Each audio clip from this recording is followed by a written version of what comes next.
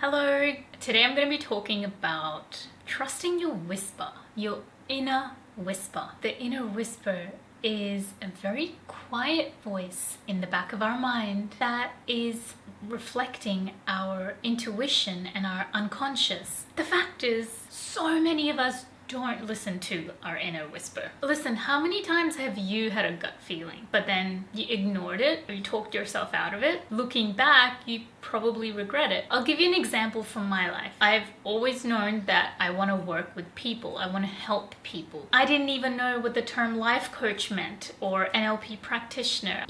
For years, I talked myself out of it. I told myself, hey, well, you're not as big as Tony Robbins and you don't go speaking on stages. That's not who you are. All these limitations, these limiting beliefs, these limiting thoughts, I would tell myself, you have to be really inspiring if you want to do that kind of stuff. You have to have had to overcome a lot in your life to be able to do what Tony Robbins is doing. And you need to be able to teach people how to do that too. For years, I went from career after career to a job after job, and I can't tell you how many different jobs that I've tried in my life, only to last maybe 6 months or a couple of years and just feeling burnt out, dissatisfied, unfulfilled, always wondering, why is this happening? At the same time, I'm earning an income. I'm supporting myself financially. And this was the exact reason why I avoided listening to my intuition for so long, because I thought, well, that's probably not going to be profitable for you. Like, you can do this on the side if you want to. And I always made myself small, talked myself down, talked myself out of this. And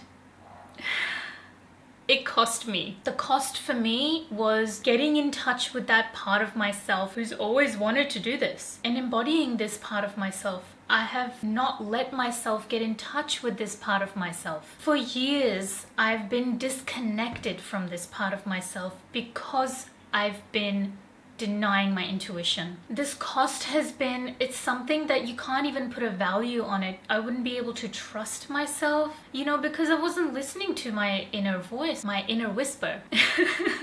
I think it's funny now because I finally found it and I made the right decision. But for years, I would just feel like a sham or a failure or like a fake or someone that's always masking. And all that confidence that I could have been building this whole time, that's been the cost of delaying. That's been the cost of not listening to that inner whisper this whole time. Another cost that I've had is the time that I could have spent sharing my message, inspiring people. Maybe I've even cost the future versions of the people that I could have been inspiring this whole time. And this is what I think about when I do what I do. I'm not doing it just for myself. Yes, I'm doing it to get in touch with a part of myself in the future that is that ideal version of myself, who is more aligned, who is more in touch with their intuition. And I'm getting closer and closer to that version of myself.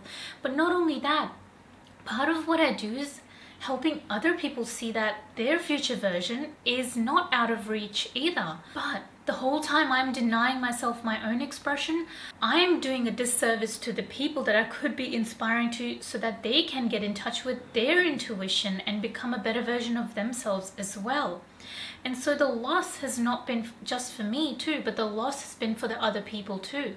The loss has been for the audience, for my community. And I'm super passionate about this because other people, our community, what we create, we reflect back. We're in a constant relationship with our environment. And so what you put out, you get reflected back. And if I want to be surrounded by inspiring people and if I want to be the inspiring person, I need to be displaying that first. And that's what's been the cost for me. Perhaps opportunities that I could be exposed to, that's also been the cost.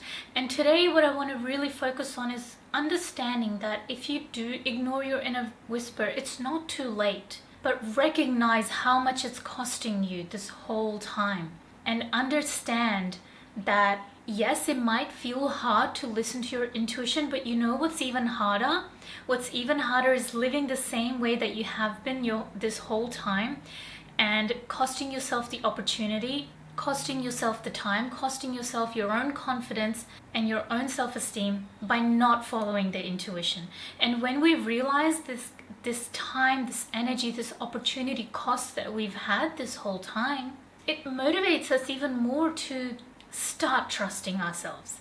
Now, it's not easy to just flip the whole script around and be like, you know what, from today I'm going to start listening to my intuition, I'm going to do everything that it says. No, it's not that easy. At first, it's going to feel difficult. Your intuition is not so loud and it's not so recognizable. One thing that I think that is super important is learning to tell the difference between your wishful thinking and your intuition.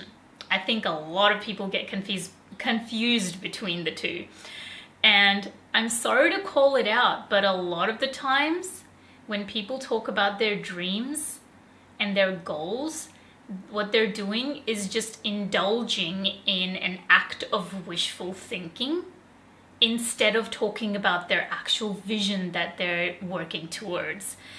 And I want to be able to help you get out of that wishful thinking mindset and get it into your intuition and learn to tell the difference between the two. You're going to be doing yourself a disservice if you continue to indulge and engage in that wishful thinking and that fantasizing, because it's not motivating to take action. What it does, it's the act of wishful thinking itself is what you're gaining pleasure out of, but you're not actually doing anything. So when we've stopped trusting ourselves, when we've been engaging in wishful thinking for too long, we've been fantasizing and not listening to our inner whisper, what happens? Yes, we miss out on time and energy, opportunities, a future version of yourself. What also happens is we start to doubt. Doubt is something that, it causes indecision. You feel stuck. You start overthinking everything. You start overthinking every decision because you know what? You cannot trust yourself. And then so you work yourself into a loop. You start getting stressed. And that is the actual cost of not getting in touch with your intuition today. You start fearing making the wrong decision. Sometimes we even... This is something that we do. We might not even realize we're doing it, but we outsource our own choices. We start thinking, you know what? I'm going to listen to this self-help guru over here. He knows what to do. He's always right about this. Or we start doing, you know what? I'm going to listen to my mentor and my friend over here who is, I trust them and they're really smart. So I'll do what they're doing. We start to outsource our decision making because we just cannot make our own decisions. We cannot trust ourselves. We're stuck in doubt. We're stuck in overthinking. We start telling ourselves, you know what? We just don't know the right decision, because in the past, when you look back, those decisions I regret. These decisions could have been better. Maybe I'm just not a good decision maker. Let's get someone else to make my decisions for me. Ladies, you're doing yourself a disservice if you do that. You're running away from yourself because you're scared. You haven't learned to trust yourself. You've been too busy people pleasing and self-abandoning. Now, let's start moving into inner trust. Learning to listen to the whisper before it becomes a scream and a shout. And trust me, I've been there when it turns into a scream and shout. And it's not pretty.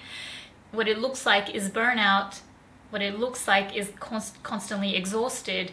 What it looks like is not being able to trust yourself and just feeling hopeless and helpless. You don't want to feel that. Do you really think that that's the kind of life that you deserve? I'm here to show you that there's another way. I've come out of it and I want you to come out of it too. Let's start talking about how we can start reconnecting with our inner voice. You can do it mentally or you can do it physically. Now, physically, our intuition sends us messages through our emotions. Emotions can feel like a gut feeling.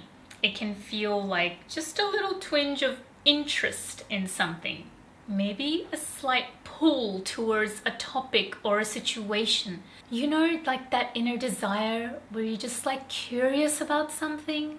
Those things, that's your intuition speaking to you. So when you start noticing those things, these are positive signals.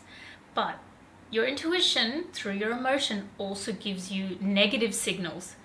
And I don't mean negative in a way that you shouldn't listen to it. I mean negative in a way that it's telling you, hey, do this, but don't do those ones, those things over there. And oftentimes when we're not listening to our intuition in the positive direction, we often don't recognize that negative direction either. And what we start doing is we start doing things where our intuition has already told us, hey, like this isn't the right thing to do. But because we're just not in touch with our intuition, we don't recognize it. Now, these negative things, these negative emotions might look like this. You know, when you start thinking about doing something and you get like this slight irritation in your gut, you get like almost for some people it's really loud, okay, but for others it's not loud at all. It can feel like a slight nauseous feeling, maybe a slight discomfort. It might be just an imbalanced sort of feeling. You know, it's very subtle sometimes. For others, they feel like their chest feels a little bit heavy. Maybe it feels like a little bit harder to breathe. Maybe your chest feels tight. Maybe your shoulders start to raise up very, very slightly. And you start to close yourself up. You know, maybe it's not so obvious, but you start to get drawn towards clothing maybe that feels really protective, and you're trying to protect yourself. It's because you feel attacked by the outside world because it's just so not in line with your intuition. Your subconscious is screaming at you like, listen, and you're too busy like protecting yourself. It's because you've learned to stop listening. To start trusting that inner voice, you must first learn to listen to that inner voice, and only then will the signals get louder and louder. But at first, it will be so subtle. Those physical feelings that I talked about, the gut tension, maybe the chest heavy. Mentally, what you might feel is almost like a block. I'll give you this example. When I used to work in a job which was completely not in line with what I wanted to do, when I would think about working before I would start my shift, I would get this immense feeling of pressure and just dread. Physically, I'd have those symptoms too, but mentally, I would just feel like almost like a blank spot, like the person who I think I am just doesn't even exist almost. Almost like a dissociation, depersonalization type. Not as extreme, but you know what I mean? Just a slight like, yep, I'm checking out. I'm out. This is too much to handle. I can't be here. I can't sit here and watch this happen. Have you ever felt like that? That's what it feels like when your intuition is whispering at you and you're just not listening. When you do things that your inner voice is telling you, you're gonna start to feel like almost like a expansion feeling, maybe even a lightness feeling.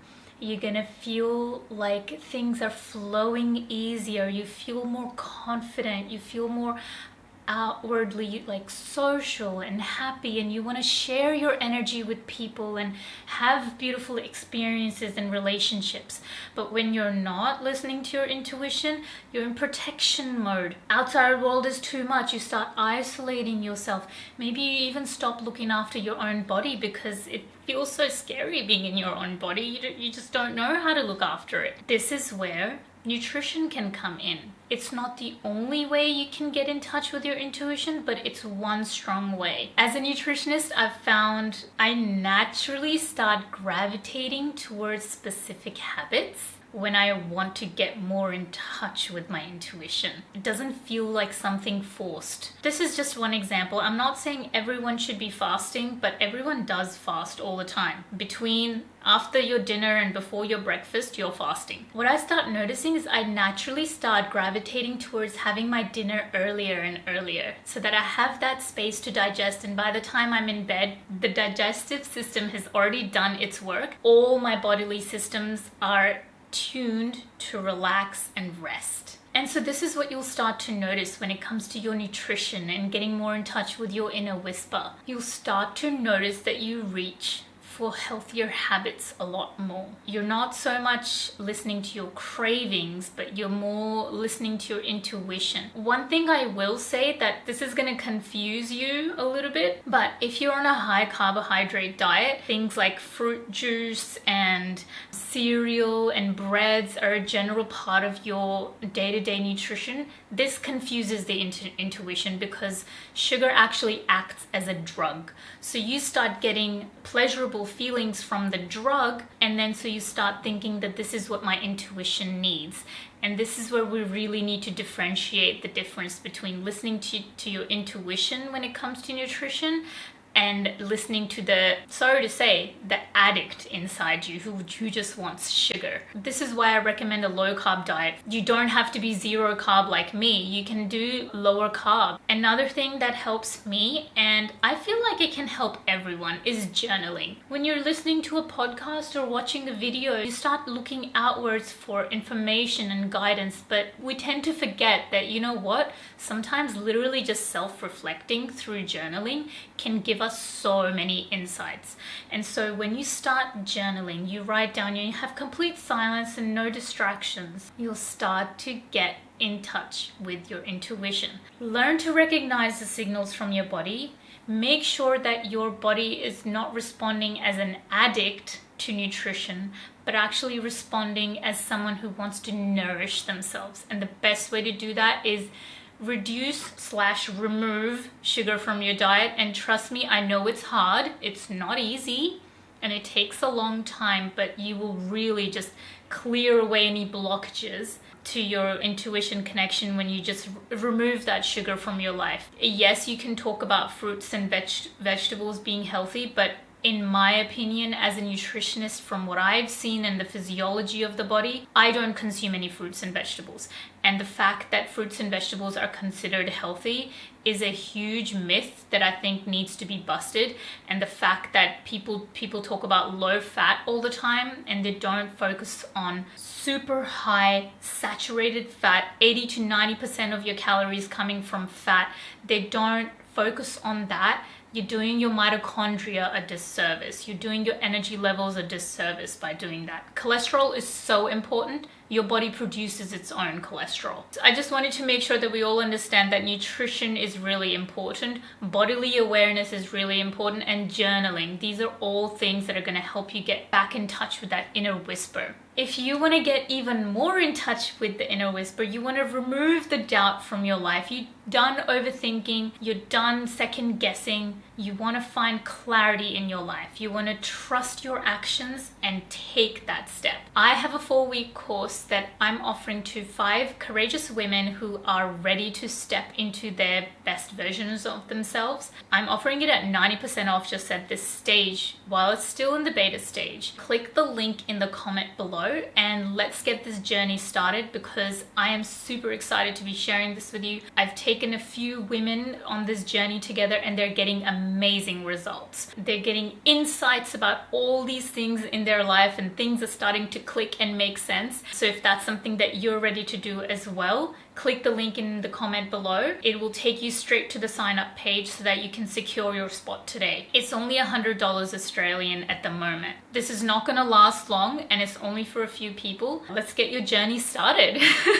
Until my next time, I hope you stay well and have a beautiful day.